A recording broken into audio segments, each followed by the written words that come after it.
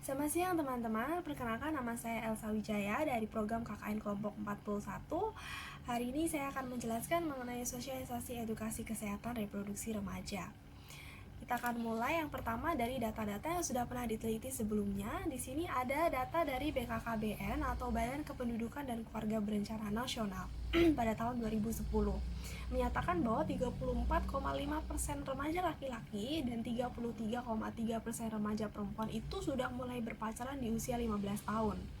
Dan 10%-nya sudah melahirkan anak pertamanya. Jadi di usia yang sama, 15 tahun, sudah ada yang baru saja berpacaran dan sudah ada yang baru saja memiliki anak pertamanya.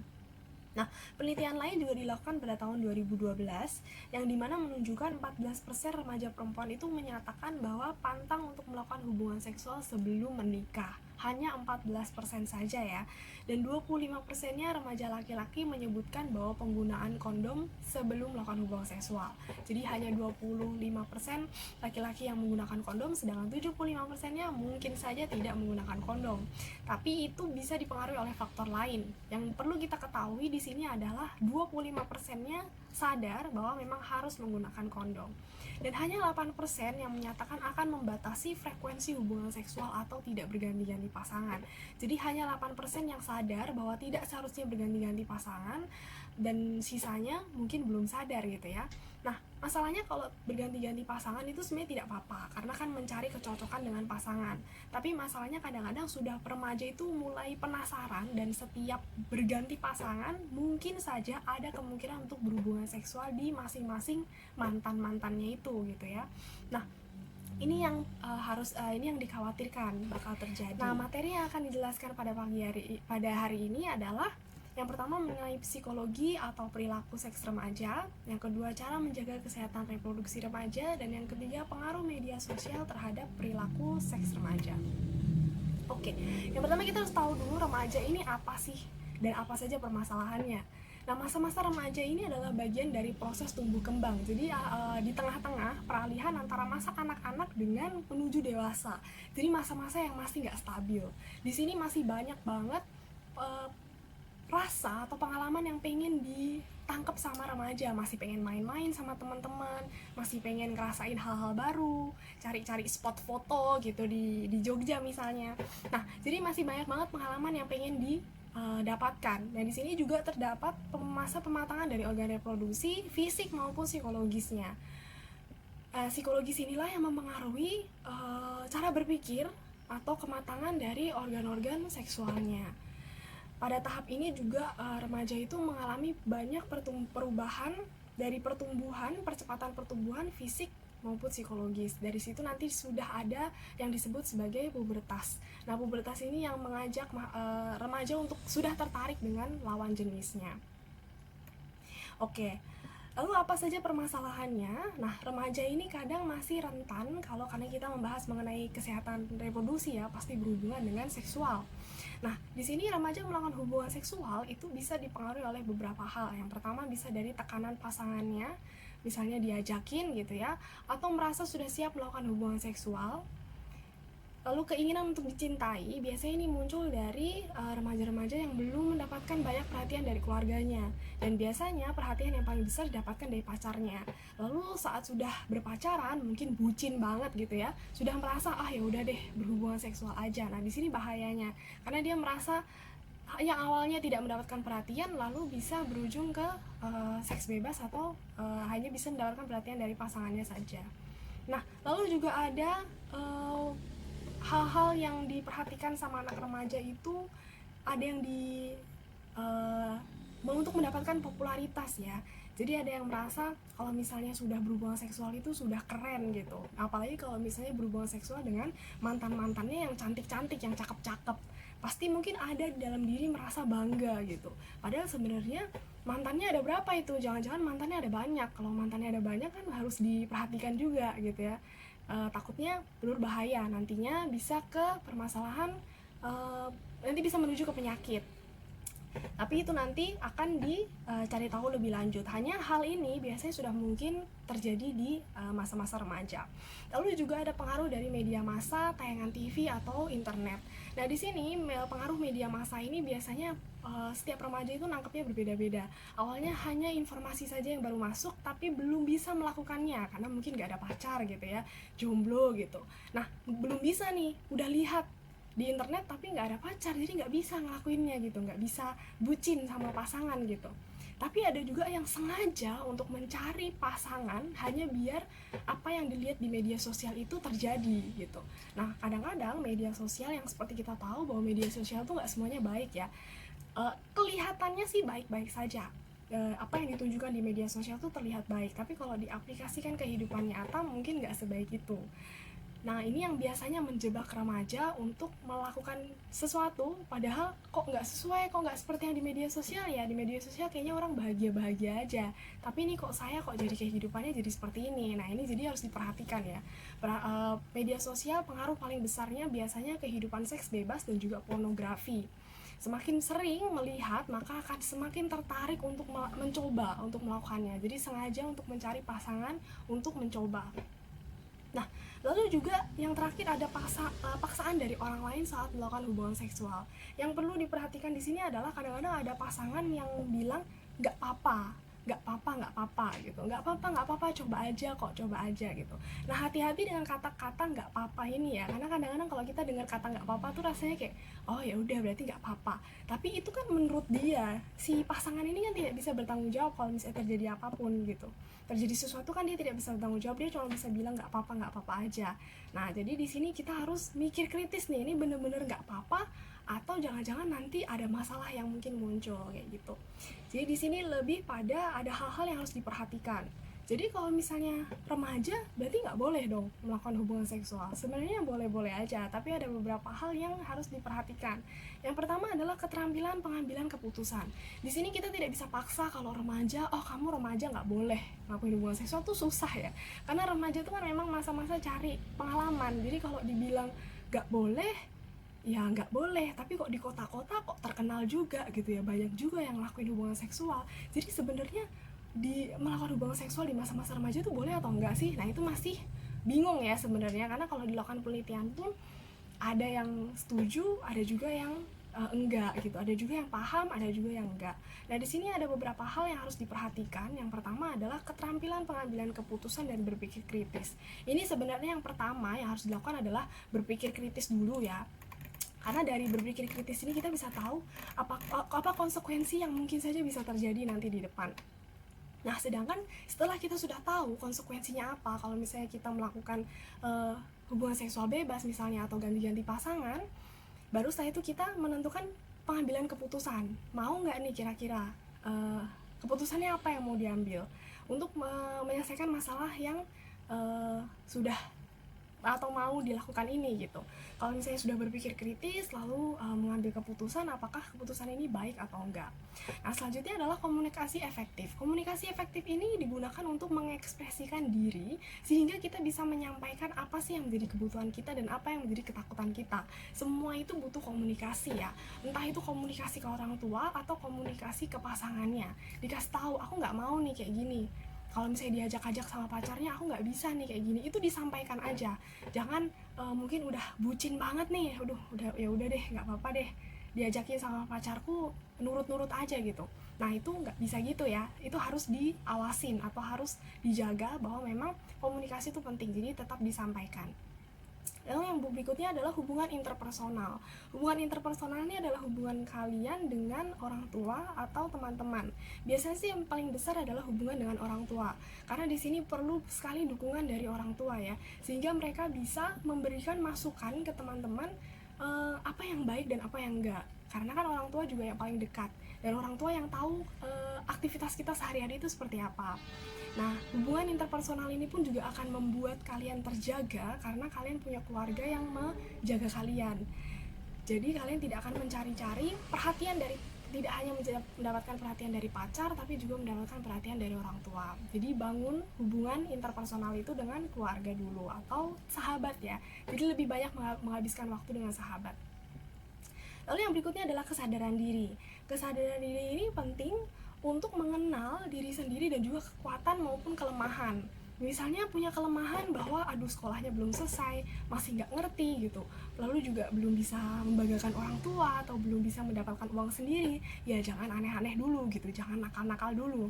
Nah nanti dari situ semakin bertumbuh dewasa, cara berpikir kita juga akan semakin dewasa. Bukan berarti kalau misalnya udah masih muda, udah bisa punya uang sendiri, berarti boleh dong hidup enak-enak gitu kan, hidup foya-foya gitu. Ya itu harus, ya itu kembali lagi kesadaran diri, kelemahannya apa, kelebihannya apa. Coba lihat dulu, kita balik lagi ke berpikir kritis. Mungkin kalau misalnya aku melakukan tindakan ini baik gak ya, konsekuensinya apa ya, atau misalnya uangku udah banyak nih padahal aku remaja, berarti aku boleh dong seks bebas, kan udah mapan nih, bisa berdiri sendiri. Nah berpikir kritis lagi, konsekuensinya apa nanti kalau misalnya dapat pasangan, mungkin bisa pasangannya ternyata sakit misalnya. Nah kita nggak tahu nih, pasangan biasanya kalau orang sakit itu kan nggak mungkin ngomong ya, jadi pasti ya disimpan gitu, tapi kita nggak tahu akhirnya kita kena sendiri gitu ya. Oke, kita lanjut lagi. Jangan sampai hal ini bisa berujung ke KTD. Apa itu KTD? Kejadian tidak diinginkan. Nah, kejadian tidak diinginkan ini ada beberapa faktor yang bisa terjadi. Kenapa kok hal ini tidak diinginkan? Yang pertama adalah paling banyak itu kemiskinan. Kadang-kadang misalnya sudah melakukan hubungan seksual terus berujung ke pastinya hamil ya. Nah, saat hamil tapi nggak bisa nih, keuangan tidak stabil gitu ya. Ada masalah keuangan di situ. Terus gimana dong cara ngurus anaknya, lalu harus biayai pertumbuh kembangan anaknya, lalu juga harus membangun rumah tangga bersama calon suami gitu ya, calon bapak dari anaknya gitu. Tapi itu semua terhambat karena ekonomi. Nah ini adalah salah satu kejadian yang tidak diinginkan, jangan sampai seperti ini. Lalu yang berikutnya adalah seksual aktif dan kegagalan dalam penggunaan kontrasepsi. Saya udah pakai kondom kok dok, tapi kok jadinya malah kayak gini ya dok gitu. Akhirnya ternyata cara pakai kondomnya nggak benar, atau mungkin memang kondomnya nggak aman, atau cara hubungan seksualnya nggak aman, akhirnya bocor dan hamil juga. Saat hamil tidak menduga kalau terjadi hal seperti itu. Dan kalau misalnya kayak gitu gimana, mau nggak mau kan anaknya harus dilahirkan ya, dan mau nggak mau anaknya juga harus dirawat. Jadi ini termasuk kejadian yang tidak diinginkan juga. Lalu karakteristik keluarga yang kurang harmonis. Kembali lagi seperti yang tadi saya jelaskan, bahwa hubungan kita dengan keluarga kita itu sangat mempengaruhi ya. Kalau misalnya hubungan dengan keluarga tidak baik, takutnya nanti tidak ada dukungan dari keluarga. Sudah misalnya kebablasan gitu ya, tapi keluarga nggak mau dukung, keluarga juga nggak mau ngurus, keluarga juga nggak mau bantu dalam keuangan. Nah ini kan kasihan ya anaknya, dia harus mengurus anak kandungnya, anak yang dikandungnya sendirian. Belum tentu pacarnya juga mau ya, karena banyak banget pacar yang mau senang-senang di hari sekarang tapi tidak bisa memberikan masa depan. Jadi besoknya dia pergi gitu ya, udah nggak mau lagi. Nah lalu yang keempat juga kurangnya pendidikan. Kurangnya pendidikan ini sama dengan nanti berujung ke nggak bisa dapat kerja yang pas gitu ya, belum usianya, dan biasanya resiko akan dikeluarkan dari sekolah. Nanti setelah dikeluarkan dari sekolah tidak bisa bekerja dengan baik, yang seharusnya pendidikannya masih bisa panjang ini harus terpotong, dan akhirnya tidak bisa bekerja, tidak bisa mendapatkan gaji, ujung-ujungnya balik lagi ke nomor satu ya, kemiskinan lagi, dan nggak bisa ngurus keluarga kecilnya. Lalu yang kelima adalah ingin mencoba-coba. Ini yang paling besar. Biasanya anak remaja itu memang itu tadi, masa-masa remaja, masa-masa peralihan, masa-masa ingin coba-coba. Akhirnya waktu coba-coba dan kebablasan, aduh gimana cara balikinnya, udah nggak bisa karena udah terlanjur coba-coba. Dan setelah mencoba biasanya konsekuensinya pasti ada masalah gitu ya, pasti negatif dampaknya. Tapi biasanya kadang-kadang orang itu tidak tahu ya, nggak kapok gitu kalau belum kena gitu ya. Jadi biasanya dicoba-coba dulu nih gitu. Itulah kenapa seperti yang tadi saya sebutkan di awal, perlu banget berpikir kritis dan pengambilan keputusan. Lalu yang keenam, sama halnya dengan nomor 3 ya, yaitu kurangnya perhatian. Dia pengen mendapatkan perhatian dari pacarnya karena tidak mendapatkan perhatian dari orang tuanya. Kalau anak perempuan biasanya tidak mendapatkan perhatian dari ayahnya misalnya, itu yang paling umum biasanya. Dia tidak mendapatkan perhatian dari papahnya sehingga dia tidak mendapatkan sosok cowok yang baik. Terus besoknya waktu dia dapat pacar, ternyata pacarnya perhatian banget nih, wah seneng, akhirnya mau pacaran gitu. Tapi ternyata cowoknya lama-kelamaan kok udah ngajak ke hal-hal yang negatif, karena berhubung ceweknya bucin banget nih, ya udah nggak apa-apa deh mau diajakin kemanapun, karena hanya cowok ini yang bisa kasih perhatian. Jadi mau nggak mau ya ceweknya mau aja gitu. Akhirnya dibawalah ke hal yang negatif, ceweknya nggak tahu, akhirnya kena juga dampaknya. Lalu yang terakhir adalah tindakan pemerkosaan. Ini juga sempat difokuskan juga karena korban pemerkosaan ini selalu jadi bahan pembicaraan ya, dimana ada yang korbannya dinikahkan sama pelakunya gitu, ada juga yang malah korbannya semakin dibully. Nah ini kejadian yang tidak diinginkan, karena yang pertama kalau misalnya dinikahkan sama pelakunya menderita seumur hidup dong, udah diperkosa dinikahin lagi kan, jadi makin menderita lagi. Dan juga kalau korban pemerkosaan si korbannya disalah-salahin, dibilang bajunya terlalu seksi, bajunya terlalu menggoda, ya iyalah diperkosa gitu-gitu. Jadi akhirnya kena lagi ke psikologis si perempuannya gitu, selalu jatuhnya ke perempuannya lagi. Nah ini adalah kejadian-kejadian yang tidak diinginkan, sehingga sebelum ini terjadi diharapkan teman-teman bisa berpikir dulu konsekuensinya atau masalah-masalah yang mungkin terjadi. Lihat dulu kelemahan dan juga kelebihan dari diri sendiri. Apakah masih ada kelemahan di ekonomi, apa masih ada kelemahan di pendidikan, itu diselesaikan dulu. Masa-masa remaja itu masih panjang banget, selesaikan untuk hal-hal yang positif. Setelah sudah dirasa dewasa, baru mengaplikasikan atau melakukan apa yang selama ini sudah teman-teman pahami. Oke, kita lanjut lagi ya. Nah, ini dampaknya yang paling besar. Yang pertama, bisa dikeluarkan dari sekolah karena pendidikannya nggak lengkap itu tadi ya. Jadi nggak mampu bekerja dan kesulitan untuk mendapatkan gaji.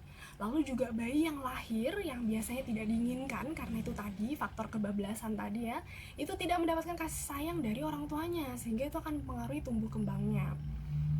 Lalu juga lingkungannya cenderung mencemooh atau mengucilkan si korban gitu, karena aduh kok masih kecil kok sudah kayak gitu ya.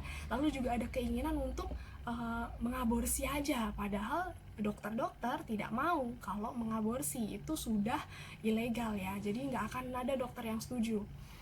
Kecuali kalau keguguran ya kita pasti dokter pasti akan melakukan tindakan, karena kan takut infeksi ya nanti kalau janinnya terlalu lama di situ. Tapi kalau bayinya sengaja dibunuh, dokter nggak mau. Nah biasanya setelah itu remaja lari ke tempat-tempat alternatif, yaitu minum obat-obatan yang nggak jelas atau ke dukun, biasanya yang dipijet, yang coba dikeluarkan pakai alat-alat yang mungkin nggak ngerti itu alat apa gitu ya. Nah waktu dikeluarkan itu banyak banget luka-luka yang mungkin terjadi, dan luka-luka inilah yang menyebabkan infeksinya makin parah. Mungkin besok saat sudah bener-bener pengen punya anak yang beneran malah nggak bisa karena rahimnya sudah banyak yang rusak. Nah ini kan bahaya, bisa rusak karena alat-alat atau bisa rusak karena obat-obatan. Dan itu semua karena dukun, dan karena dukun tidak ada hukumnya ya. Kalau menghukum dukun tuh gimana ya, belum ada, saya belum pernah dengar kasus dukun dihukum gitu ya. Tapi kalau dokter dihukum itu banyak banget beritanya. Nah tapi kan dokter nggak mau mengaborsi gitu ya, jadi mau lari kemana? Ya larinya ke dukun. Nah jangan sampai seperti itu ya. Lalu juga ada pengaruh dari HIV/AIDS atau infeksi menular seksual atau penyakit yang dibawa dari pasangan kita. Kita tidak tahu apakah pasangan kita itu yang benar-benar sehat atau tidak. Kalau sudah IMS kan malu ya, jadi biasanya disembunyikan, dibilangnya sehat gitu, padahal enggak juga gitu ya, ternyata nggak tahu gitu. Oke, selanjutnya kita masuk ke bagaimana menjaga kesehatan organ reproduksi. Nah ini sebenarnya umum, hanya mungkin sebagai informasi tambahan saja. Yang pertama pastinya menggunakan handuk yang lembut, kering, bersih, dan tidak lembab. Tidak lembab ini yang paling penting, karena biasanya pertumbuhan jamur itu karena kainnya itu lembab, tidak bisa menyerap keringat, dan juga akhirnya pertumbuhan jamur lebih mudah ya di situ, dan juga bakteri pun juga bisa muncul, potensi untuk muncul. Lalu di sini diharapkan handuk yang dipakai itu yang lembut, karena kalau kasar nanti bisa merusak kulit-kulit di sekitarnya ya. Lalu menggunakan celana dalam dengan bahan yang mudah menyerap keringat itu tadi. Lalu juga pakaian dalam itu diganti minimal 2 kali dalam sehari, tapi bisa lebih tergantung dengan situasinya. Kalau misalnya lagi olahraga berat nih ya, mungkin bisa sekalian mandi dan bisa diganti lebih sering. Pokoknya kalau sudah merasa nggak nyaman, lebih baik diganti daripada kotor ya. Lalu kalau bagi perempuan, sesudah buang air kecil itu membersihkan alat kelaminnya dan juga arahnya itu dari dalam, dari depan ke belakang ya. Dari depan ke belakang, jangan diarahkan ke depan. Atau jangan dari anus ke vagina ya, karena nanti takutnya akan membawa bakteri yang ada di anus masuk ke vagina dan bisa atau masuk ke saluran kencing. Nah, kalau misalnya udah sampai ke saluran kencing ini bisa kena infeksi saluran kencing dan juga bisa kena infeksi di vaginanya. Faktor yang paling sering di sini adalah bakteri E. coli dari anus. Nah, itu bisa kesebar kemana-mana ya. Jadi arahnya jangan dari anus kemana-mana, tapi dari kemana-mana ke anus gitu. Jadi arahnya ke belakang. Lalu untuk laki-laki diharapkan sudah disunat untuk mencegah penularan penyakit dan juga mengurangi resiko kanker penis. Di sini laki-laki lebih tepatnya mungkin akan lebih bersih kalau misalnya sudah disunat ya, biar tidak ada infeksi yang mungkin saja atau bakteri-bakteri yang masih ada di bagian kulit di depannya itu yang bisa membuat kotor, dan itu nanti bisa menyebabkan potensi untuk kanker atau infeksi lainnya. Nah, jika pasangan melakukan hubungan seksual sembarangan, itu maka ada 3 jenis infeksi saluran reproduksi yang mungkin terjadi. Yang pertama itu bisa karena memang penyakit menular seksual, jadi karena memang disebabkan dari pasangan yang diajakin, partner seksnya, tapi juga bisa karena infeksi endogen, karena pertumbuhan berlebih. Biasanya ini karena misalnya menggunakan softtek yang ada rasa min-minnya itu ya. Biasanya cewek-cewek suka yang ada minnya, softtek atau pembalut yang ada minnya itu karena adem gitu, rasanya kok semriwing gitu ya, dingin-dingin gimana gitu. Padahal sebenarnya min ini cukup berbahaya. Kenapa? Karena dia bisa bikin bakteri yang sehat itu mati dan diganti sama jamur. Jadi kalau misalnya sudah jamur, berarti biasanya ini seperti candidiasis vulvovaginal. Candidiasis itu jamurnya, jadi dia akan lebih digantikan sama jamur, dan ini akan lebih sulit lagi nyelesainnya ya, karena jamur itu ada akar-akarnya atau ada hifa-hifanya yang menempel ke kulit bagian dalam. Kalau sudah masuk ke situ biasanya terlihat seakan-akan bersih, padahal sebenarnya masih ada akarnya, jadi masih bisa tumbuh lagi gitu kapan-kapan sewaktu-waktu. Lalu juga suka menggunakan cairan kewanitaan seperti cairan pembersih. Nah, itu sebenarnya juga bikin pH-nya jadi berkurang dan bikin banyak sekali pertumbuhan. Itu tadi balik lagi, bakteri yang sehat jadi mati. Lalu juga ada infeksi iatrogenik atau infeksi yang terjadi karena dilakukan tindakan medis. Karena mungkin tadi bisa tindakan medis atau tindakan yang sembarangan seperti tadi yang pakai dukun tuh ya. Jadi akhirnya bisa infeksi bisa infeksi di saluran reproduksi karena tindakan yang tidak baik. Oke, selanjutnya pesan-pesan di sini yang harus diperhatikan sama teman-teman dari semua yang saya jelaskan. Mengobati sendiri itu cukup berbahaya. Kalau misalnya teman-teman sudah mengalami gejalanya, teman-teman bisa langsung konsultasikan ke dokter untuk ditangani. Dan juga IMS atau infeksi menular seksual itu ditularkan melalui hubungan seksual pastinya. Jadi hati-hati di sini, apalagi kalau misalnya sering berganti-ganti pasangan, apalagi setiap berganti pasangan juga melakukan hubungan seksual. Itu berbahaya juga. Nah, IMS ini juga salah satu faktor penularan dari HIV. Dari berbagai macam bakteri dan virus tadi yang ada banyak tadi, salah satunya bisa juga HIV dan AIDS. Dan seperti yang teman-teman tahu, HIV AIDS itu di mana-mana selalu diberitahu gitu ya. Selalu dikasih tahu. Kenapa? Karena memang HIV AIDS ini ternyata banyak banget dan ternyata nggak semua orang tahu. Padahal kasusnya ada banyak, tapi ternyata masih ada yang nggak perhatian gitu ya. Akhirnya kena juga dan kasusnya nambah terus. Lalu IMS juga harus diobati secara paripurna dan tuntas, karena biasanya nanti bisa berulang atau malah menyebar ke bagian-bagian lain dan malah semakin berbahaya. Kondom juga dapat melindungi dari infeksi IMS dan HIV, jadi pastikan selalu menggunakan kondom. Seperti yang tadi dijelaskan di awal, penelitian bahwa hanya 25% laki-laki yang menggunakan kondom saja, sedangkan sisanya 75% nggak tahu tuh ngapain gitu ya. Nah, di sini perlu banget diperhatikan bahwa kondom itu bisa melindungi dari IMS dan HIV. Lalu juga tidak dikenal adanya pencegahan primer terhadap IMS dengan obat. Komplikasi IMS dapat membahayakan pasien karena namanya bakteri, dia bisa nyebar ke pembuluh darah. Dan kalau sudah menyebar ke seluruh tubuh, bisa bahaya. Oke, terakhir pesan dari saya yang harus diingat adalah bedakan menikmati masa muda sekarang ini saat kalian remaja dengan menghancurkan masa depan. Jangan sampai kesenangan-kesenangan sekarang justru malah menghancurkan masa depan kalian. Oke, sampai di sini sekian dari penjelasan sosialisasi edukasi kesehatan reproduksi remaja. Semoga bermanfaat dan selamat siang. Terima kasih.